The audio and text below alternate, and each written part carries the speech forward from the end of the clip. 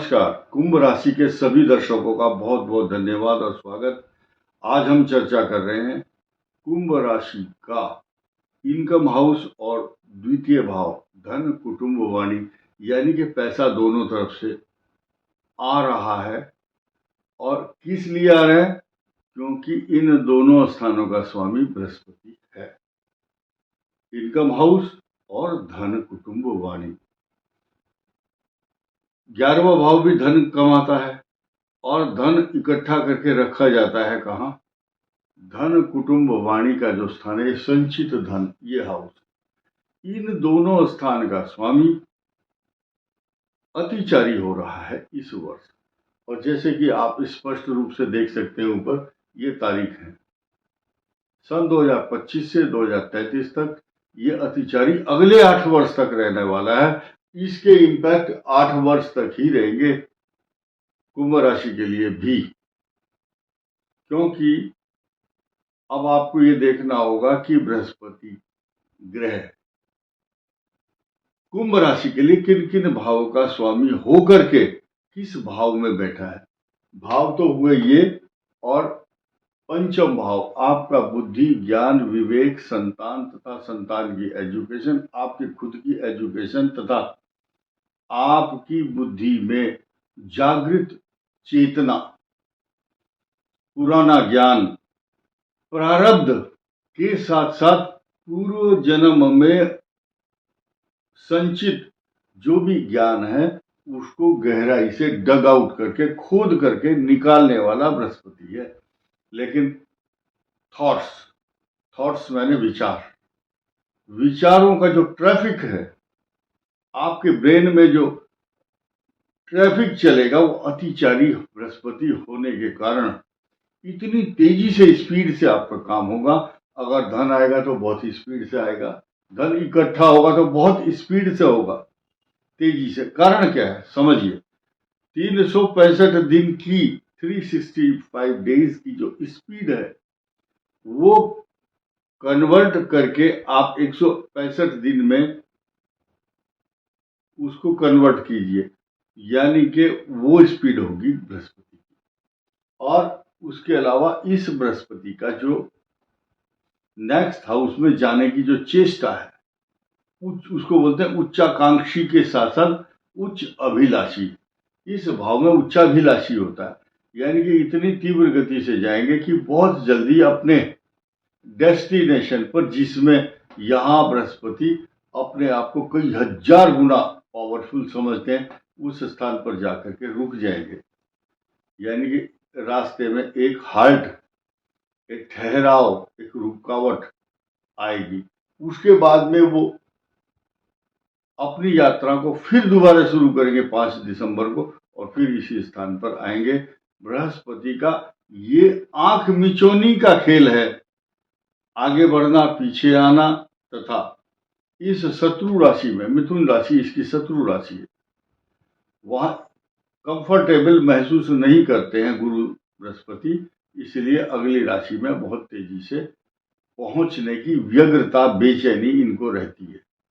यहाँ जाएंगे, यहाँ अगले साल आएंगे, कब आएंगे उसकी तारीख बाद में बताएंगे। लेकिन आपको फिलहाल ये समझना होगा कि इस बृहस्पति के जो मायने हैं वो क्या है। पहले ये समझिए कि बृहस्पति कारक किस चीज का है। कारक है बुद्धि, विवेक, संतान, ज्ञान तथा आपकी जो पर्सनालिटी है, आपके भीतर छिपी हुई प्रतिभा को एक्सपोज कर देता है बृहस्पति, निकाल देता है।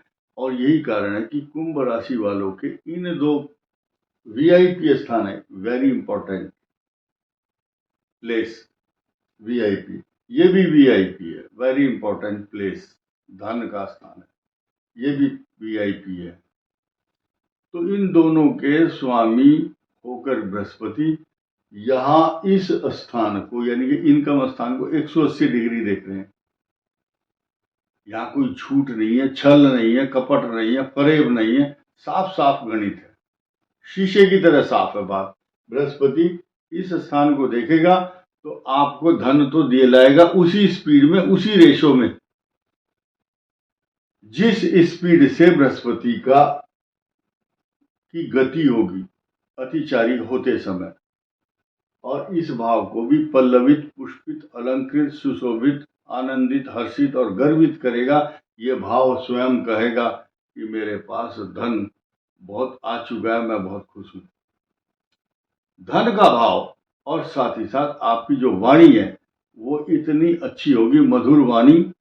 इस संसार में मनुष्य जहां भी जाता है, अगर आप दुकान करते हैं, दुकान में आपकी वाणी अच्छी होनी चाहिए। अब हम वीडियो बनाते हैं, जैसे हमें भी अपनी वाणी को वैसी ही बनानी है जैसा कि ग्रहों के अनुसार। अगर हम झूठ या छल कपट फरेब परोसते हैं तो कोई इस बात को मानने को तैयार नहीं होगा।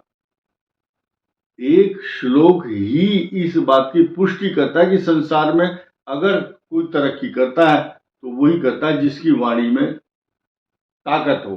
ताकत ये नहीं कि झूठ बोल करके आप दूसरों को प्रसन्न कर रहे हैं, नहीं। वाणी का समलं करोति पुरुषम या संस्कृता धार्यते क्षीयन्ते खलु भूषणानि सततम वाग्भूषणम भूषणम। वाणी जो है आभूषणों का भी आभूषण है, इसलिए इस भाव को पल्लवित, पुष्पित, संचित और अलंकृत करने के लिए बृहस्पति का इस अतिचारी होने का मतलब यह है कि इस भाव से सीधा संबंध है, इसको दृष्टि डालता है। जब धन आएगा तो ले जाओगे कहां?